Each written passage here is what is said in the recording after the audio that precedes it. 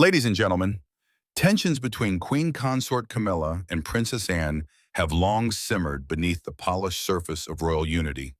But what if those tensions were never just personal rivalries? What if they were warnings? Warnings of a plot so carefully hidden that it sat for years inside King Charles's own safe. For decades, Princess Anne has been known as the royal who does not posture, does not perform, and does not speak unless she is certain. So when sources claim that Anne personally ordered the opening of a sealed compartment inside Charles's private safe, the palace did not panic by accident. According to insiders, what was discovered were not casual notes or sentimental letters, but a series of private correspondences. Letters written in secrecy, letters that suggested coordination, manipulation, and an agenda that directly conflicted with the stability of the crown. This was not a discovery made lightly.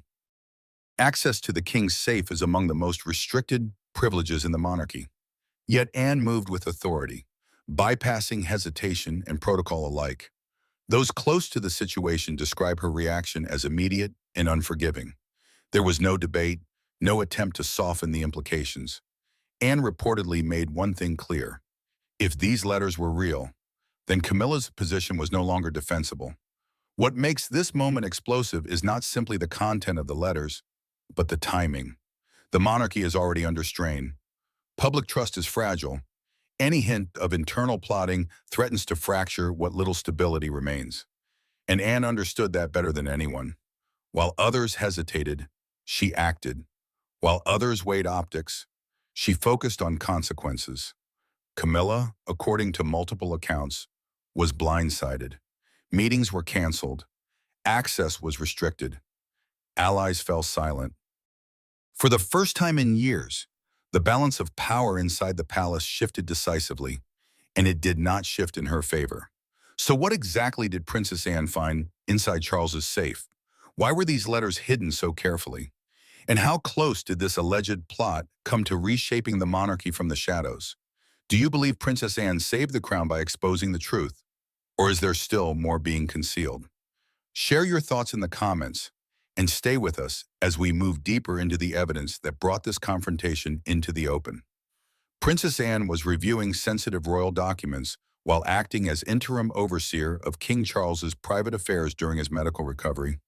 With Charles recovering quietly at Berkhall, Anne had been granted full access to his secured communications. A royal archivist presented her with keys to a vaulted safe tucked behind the king's private study at St. James Palace. She had no intention of going beyond duty until she saw the label. The safe was mostly predictable. Old financial ledgers, diplomatic briefings from 2022 and 2023, and a few handwritten notes from Queen Elizabeth II. But near the back, wedged between two briefings marked trade and ascension planning. Anne spotted a white envelope sealed with the initials EP, Camilla Parker. On its front, written in faint but unmistakable cursive, were the words Private Camilla. Anne hesitated, then opened it. Inside was a disturbing surprise. Several pages of handwritten letters, not older than 6 months, addressed to unidentified recipients. The documents inside were more than just correspondence. They were strategic memos littered with coded references like legacy interference, contingency PR, and containment via press. The letters were dated between October 2024 and February 25, clearly indicating recent planning. One letter mentioned restraining Charles's contact with William during the vulnerable period. Another referred to dismantling Anne's domestic influence before spring. Anne's jaw tightened. She immediately secured the documents in a fireproof lockbox, took high-resolution scans, and contacted her private legal advisor. Anne wasn't just alarmed, she was enraged. These weren't notes of concern or internal support. These were outlines of manipulation and control plotted from within the royal household. She knew immediately that this was more than a personal betrayal. It was a constitutional threat. Within hours, Anne had locked the original letters in her personal vault at Gatcombe Park. And by midday, her network of trusted aides had begun verifying handwriting and timestamps. What began as clerical oversight was now an unfolding crisis. Princess Anne had uncovered more than just personal scheming. She had opened a window into a silent war being waged behind palace walls. Camilla's letters hinted at coordinated moves to isolate, destabilize, and ultimately displace the core of Diana's bloodline. Now armed with evidence, Anne couldn't stay silent. Her next step wouldn't be taken alone. She needed the support in the fury of the one person Camilla had most targeted. And so Anne picked up the phone and made a call to Prince William. The contents revealed Anne's trusted legal advisor, Sir Edward Moley, arrived at Gatcombe Park just 24 hours after the letters were discovered. Together they analyzed each document, date stamped between October 2024 and February 2025. What Anne had initially believed to be personal musings turned out to be a fully mapped strategy to shift influence within the monarchy.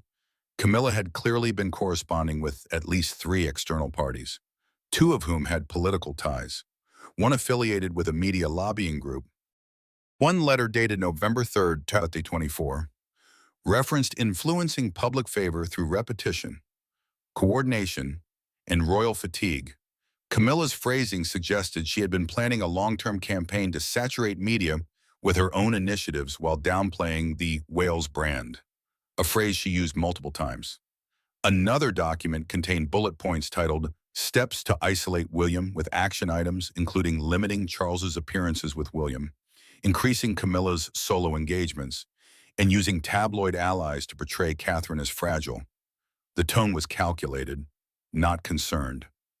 More disturbing was a typed draft statement labeled Project Regency, dated January 8, 2025, proposing a transition of power that excluded William entirely.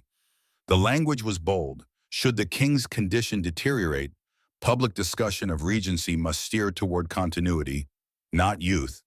Camilla listed her experience, age, and steady temperament as justification.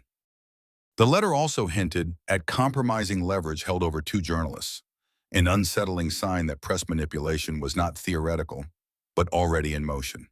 These were not passive ideas. They were operational plans. Anne knew this was no longer about rivalry or influence. It was a direct usurpation attempt. Camilla wasn't maneuvering for soft power. She was preparing for a partial royal coup under the guise of regency. One internal memo from late December 2024 even suggested a media trial balloon. If Anne resists, label her outdated. If William resists, leak unflattering footage. At this point, Anne's mission was crystal clear. It wasn't just about warning the family. It was about protecting the integrity of the crown. Princess Anne understood the weight of what she had uncovered.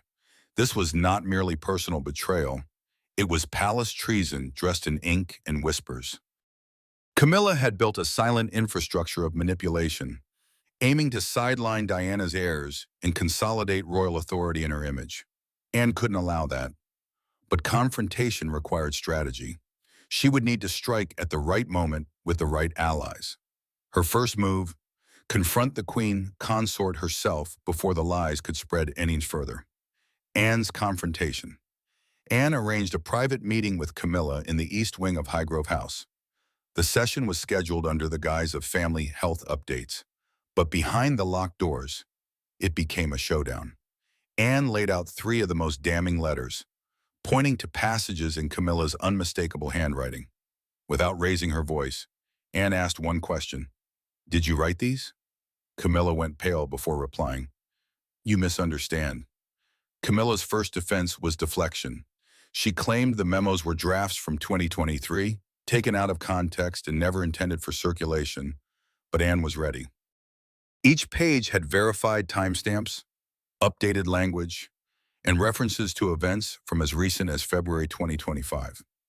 As Camilla realized denial wouldn't work, she switched to justification, calling the letters an outline of protective strategy and accusing Anne of blowing things out of proportion. Anne didn't flinch. "You've plotted against my family," she replied, "and you will answer for it." The confrontation escalated. Camilla reportedly shouted that Anne was jealous of her place and accused her of trying to become regent. Anne laughed, an icy, composed laugh that cut the room in half. "You mistake service for ambition," she said. "You're confusing your fantasies with your role." Staff later confirmed hearing raised voices, followed by Camilla storming out in tears. Palace insiders described it as the most intense private confrontation since the infamous Diana Charles showdown in '92. Anne acted immediately. She filed a formal report with Charles's legal counsel, placed the scanned letters in Racial Archives backup, and alerted Sir James Redley, head of constitutional security. Camilla's failure to provide a coherent defense had sealed her fate. Anne also made it known, if Camilla attempted to retaliate through the press, she would release the full letters to the public. The palace staff began whispering that night. The Queen had finally met her match. The confrontation left no doubts. Camilla had overplayed her hand. Her denial collapsed under the weight of evidence, and Anne had made it clear there would be no more manipulation behind palace doors. But the battle wasn't over. Anne needed allies, and the two people most affected by Camilla's scheme had to be brought in.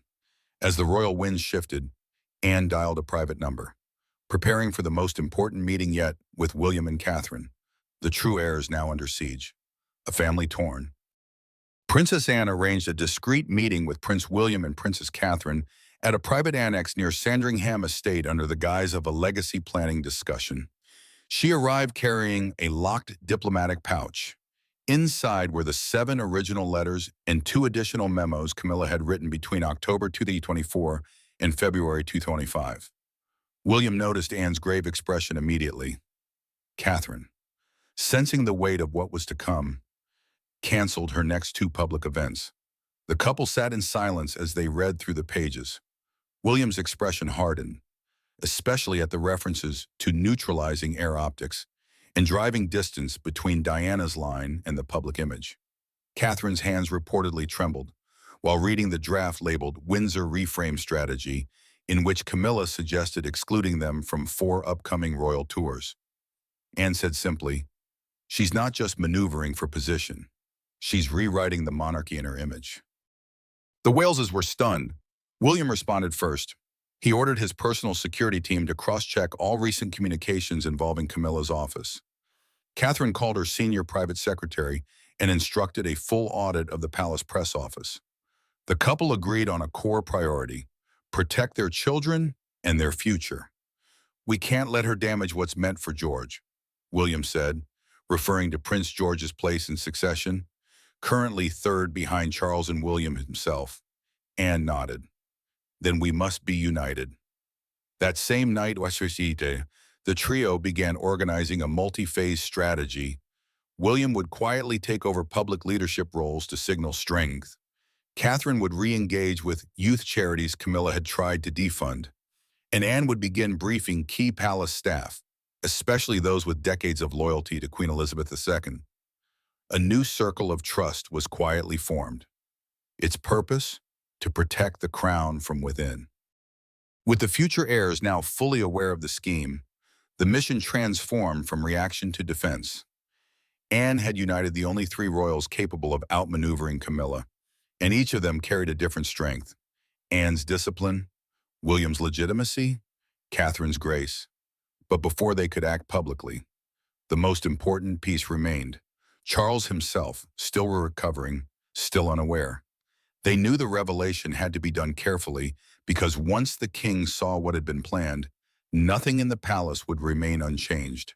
Charles learns the truth. Anne traveled to Birkhall, where Charles was spending his convalescence after his recent cardiovascular procedure. The visit was announced as familial support, but Anne came armed with a secure folder. In the quiet of his study, she placed the documents before him, 12 pages in total, with 6 marked in Camilla's handwriting and the rest typed, dated, and flagged. It took King Charles III nearly 45 minutes to read through the material. When he reached the letter dated February 9th, 2020, which read, "The crown needs strategic force, not emotional weakness," Charles allegedly paused for over a minute. He asked Anne to confirm the handwriting and sources. She did. He said nothing. Then he flipped to the page where Camilla had written, "Timely succession may be the only responsible option if the public begins to lose faith." The king dropped the page and whispered, "She doubts me." Charles was devastated. The woman he had defended against public outrage, married in 2005 and elevated to queen consort, had now planned a regency that would cut off his son, and worse, anticipated his mental decline as a political tactic. "I gave her everything," he muttered, pacing near the window. Anne stood silently until he asked, "How far has she gone?" She handed him a separate summary of Camilla's media coordination with the Clarion Group, a firm connected to royal leaks. That evening, Charles ordered his legal team to begin reassessing Camilla's royal entitlements. He requested a loyalty analysis of all her aides and a restricted review of recent public expenditures linked to her name. More importantly, he told Anne, "No press, no confrontation yet. Let me decide how this ends." But behind those words, Anne saw something else. Heartbreak. The king had finally realized that the woman he trusted had been playing her own game, one that could have toppled them all. With the king now fully informed, the family braced for impact. Yet, even as Charles processed betrayal in silence, the dominoes had already begun to fall. Rumors were stirring among the staff. Camilla's private secretary had gone quiet. Her closest media allies were asking fewer questions. Behind the gilded doors of the monarchy, the Queen's support base was crumbling. The network she had so carefully built was beginning to unravel, and she had no idea the storm was already upon her. Camilla's network begins to collapse. Two senior staffers in Camilla's Kensington office received formal notices placing them under administrative review. The order came from Sir James Redley, acting on Charles's behalf. Their digital devices were confiscated and their access to sensitive royal files revoked. Within hours, one aide had already confessed to facilitating unofficial briefings with outside media. The dominoes were falling fast, and Camilla still had no clue how much had been uncovered. 3 journalists affiliated with Camilla's inner press circle received direct warnings from Buckingham legal counsel. One had published a favorable piece about Camilla's increased diplomatic role just weeks earlier, an article now believed to be part of her image-building campaign. More alarmingly, a financial probe into the royal household budget uncovered a redirection of $78,000 toward private PR consultations since January 2024, none of which had been authorized through official palace channels. Even her own family wasn't safe. Her son, Tom Parker Bowles, was abruptly removed from a Food and Sustainability Council linked to the royal estate. While the reason given was realignment of advisory roles, insiders knew it was a message. No one close to Camilla would be spared scrutiny. 2 of her longtime charity partners also withdrew quietly, citing governance reviews. The Queen Consort's image, once polished and managed, was now viewed as a liability. Whispers around royal corridors used a new term for her, rogue operator. Where once she was Her Majesty, now she was treated like a political risk. Senior footmen refused casual greetings. Invitations to speak at Commonwealth Women's Day were revoked. Camilla noticed the difference. She confronted her chief of staff, but got no answers. The power she had leveraged so precisely was now dissolving around her piece by piece. The Queen Consort's empire was collapsing faster than it had risen. But even as her influence evaporated, Camilla had yet to face the one thing she feared most: public exposure. The letters were still secret, but not for long. Anne had laid the groundwork. William and Catherine stood ready, and Charles was preparing to act. Now, with Camilla weakened and isolated, the moment of reckoning was about to begin. One final confrontation would decide the fate of the Queen and the soul of the monarchy. Anne takes command. Princess Anne was no longer acting quietly behind the scenes. With Charles's blessing, she stepped into a quasi-regency role, handling ceremonial functions and overseeing internal investigations. She attended a state dinner with the Irish president, a role previously scheduled for Camilla. Her presence was commanding, symbolizing restoration and discipline. Senior aides said, "The palace is calm again because Anne is in charge." The monarchy had regained its anchor. Anne's first order was a full audit of all initiatives Camilla had touched in the last 12 months. She had uncovered 2 unauthorized press releases, including one that misrepresented William's role in a 2024 diplomatic mission to Canada. Anne corrected the record and reassigned public communications to William and Catherine's press team. Aides were instructed to review all public-facing content for accuracy. The Crown would no longer speak with Camilla's voice. Anne also enacted strict safeguards around Charles's daily calendar and correspondence. Every external communication now required dual approval from Anne's office and a vetted legal advisor. Her team restored access protocols last revised in 2016, eliminating Camilla-era loopholes. Royal security under Commander Lionel Heath increased surveillance of internal IT traffic. Camilla's digital activity, over 4,000 emails between 2023 and early 2025, was quarantined for review. Anne gave a rare public address at a Buckingham charity gala, speaking on service over ambition. Her praise of those who placed duty above title was unmistakably pointed. Charles, absent from the gala due to recovery, issued a statement echoing Anne's tone. Internally, a line had been drawn. Camilla's era was over, and the palace had a new uncompromising steward. As Anne fortified the palace from within, the public outside had begun to sense the shift. Camilla's absence was no longer unexplained. Unavoidable leaks about the letters, staff reviews, and Anne's quiet takeover began to ripple through headlines. But the final blow wasn't internal protocol or royal reshuffling. It was the court of public opinion. And once the people began speaking, no crown could protect the one who had lost their trust. The public reacts. Whispers turned to headlines. Queen exposed, and letters of betrayal dominated the front pages of the Mirror, the Times, and even global outlets like Le Monde and New York Post. The public now knew Camilla had plotted to isolate William, manipulate the media, and prepare for a regency that excluded the king's own bloodline. Social media exploded. At Queen of Control and had Anne for the Crown trended worldwide within hours. Public sentiment shifted dramatically. A poll conducted by Ipsos UK showed Camilla's favorability had plummeted to just 18%, down from 41% in January. Conversely, Anne's approval rating soared to 74%, the highest for any royal since Princess Diana in 1996. Commentators on BBC Newsnight referred to Camilla as a damaged figure beyond repair. Charity leaders began declining Camilla's past patronages, signaling complete withdrawal. In Liverpool, Camilla's appearance at a library unveiling was met with boos and protest signs reading, "Not my queen." Her remaining spring engagements were postponed indefinitely. Rumors spread that she was voluntarily stepping back, but insiders confirmed she had been formally sidelined by Charles. Even foreign media began to speculate whether a monarchical divorce was quietly in progress. Public support for William, Catherine, and Anne unified into a movement. Archival clips of Princess Diana's panorama interview from 1995 resurfaced, especially her warnings about betrayal within the royal circle. The public saw Diana's words as prophecy and her son as the rightful heir. In forums and editorials, one quote reigned, "Diana warned us and saved us." With Camilla stripped of public goodwill and her grip on palace influence broken, the past came roaring back to vindicate Diana's legacy.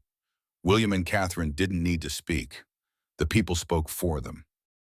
But inside palace walls, the final chapter had already begun. Charles, now clear-eyed and resolute, was ready to end Camilla's chapter permanently. It was time to close the door she had forced open and rewrite the line of succession with those who never betrayed it. Diana's voice echoes through time. Producers at BBC Archives began re-airing Diana's most iconic interviews.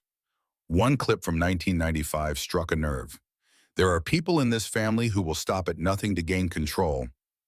Public forums, TikTok tributes, and YouTube documentaries use this line to frame Camilla's exposed plot. Even Netflix UK updated its royal docu-series to include the letter scandal, drawing 12 million views in 72 hours. In London's Kensington Gardens, mourners began leaving flowers at Diana's statue once more, many with notes saying, "You were right." A mural appeared near Hyde Park, showing Diana standing protectively between William and Anne, with Camilla depicted in shadow. Media outlets coined it the People's Shield. William, though avoiding direct comment, shared a black and white photo of Diana with the caption, "Guided by your light." The post received over 8.3 million likes in 12 hours. Anne, too, invoked Diana during a speech at the Royal College of Defense Studies. My sister-in-law saw clearly what we all struggled to admit. Her strength laid the foundation for this correction. It was the closest the palace had come to publicly acknowledging Diana's warnings. The crowd gave Anne a standing ovation lasting 2 minutes. The speech was replayed on BBC One and Sky News that night. Inside the palace, Charles reportedly spent several days revisiting Diana's letters from the 1990s, stored privately since her death in 1997. Staff noticed his growing distance from Camilla, with one aide saying, "He walks the corridors she once ruled, but now alone." The ghost of Diana wasn't haunting the monarchy, it was healing it. As Diana's truth reemerged, Camilla's undoing was complete, not by force, but by revelation. The crown had remembered its heart, but this wasn't just about removal, it was about renewal. And for that, Charles, Anne, William, and Catherine had one final step to take, rebalancing the monarchy around trust, heritage, and unity. The Queen Consort was gone. The new royal era was ready to rise. A new order rises. King Charles III issued a sealed internal directive. Camilla would no longer attend royal engagements or act as Queen Consort. Though not a public decree, it marked a permanent change. Her royal duties were officially suspended and her personal staff reassigned to other departments. The palace cited restructuring during His Majesty's recovery, but every royal insider knew the truth. Camilla had been exiled from power. Anne was elevated to senior executive royal status, effectively a de facto regent, entrusted with daily operations and constitutional oversight. She had reestablished a chain of command modeled after the structure used during Queen Elizabeth II's final decade. William and Catherine, meanwhile, were installed as heads of youth and diplomatic engagement, signaling their rise as the monarchy's future. Even Charles's public addresses began echoing their messaging. In a symbolic act, Camilla's name was removed from 2 major royal planning committees, the Royal Future Panel and the Commonwealth Council. Her private estate in Norfolk became her permanent residence. Extended rest, the palace called it, but even footmen knew this was exile. Camilla's influence was gone, her circle dissolved. The woman who once positioned herself at the center of royal reinvention had been ousted by truth, loyalty, and legacy. William, Catherine, and Anne stood on the balcony of Buckingham Palace, waving to a roaring crowd of over 35,000. The monarchy, once teetering under betrayal, now stood firm on pillars Diana would have been proud of. A new royal order had risen, not one of strategy, but of service, and behind it all, the Princess Royal's quiet resolve had become a storm of redemption. The monarchy has weathered scandals, betrayals, and broken vows, but rarely one from within. Camilla's plot, concealed in secret letters and whispered strategy, was designed to tighten her grip on royal influence while isolating Diana's legacy. But it was Princess Anne, the silent sentinel of royal duty, who broke the silence and set things right. Her discovery didn't just expose Camilla, it reunited the core of the crown. In a moment of crisis, Anne, William, and Catherine formed a quiet alliance that prioritized loyalty, honor, and the future of the monarchy. Their unity reminded the world that while titles can be inherited, trust must be earned and protected fiercely. King Charles, betrayed at his most vulnerable, chose clarity over emotion. His decision to distance Camilla was not personal. It was constitutional. The palace's inner workings were rebuilt from the inside out, with Anne leading investigations, Catherine taking on renewed public visibility, and William emerging as the next era's rightful pillar. And in the hearts of the people, one voice echoed louder than ever: Diana's. Her warnings, her strength, and her legacy had not faded. They had only been waiting for justice, waiting for a moment like this. Camilla now sits in silence, her name erased from future royal planning. Meanwhile, Anne, William, and Catherine stand united, not in scandal, but in service. This wasn't just a scandal. It was a reset, a reckoning, and the rise of a new royal order. Because in the end, the crown doesn't bend to ambition, it answers to truth. And this time, truth had a champion. Her name was Princess Anne. Thank you for staying with us until the very end of this investigation. Stories like this matter because they challenge the narratives we are often asked to accept without question. And they remind us that power inside the palace is rarely as simple as it appears. If you found this analysis thought-provoking, please take a moment to share your perspective in the comments. Your voice is part of this conversation. Don't forget to like the video if it helped you see the story from a new angle, and subscribe to the channel to stay with us as we continue uncovering what really happens behind palace walls.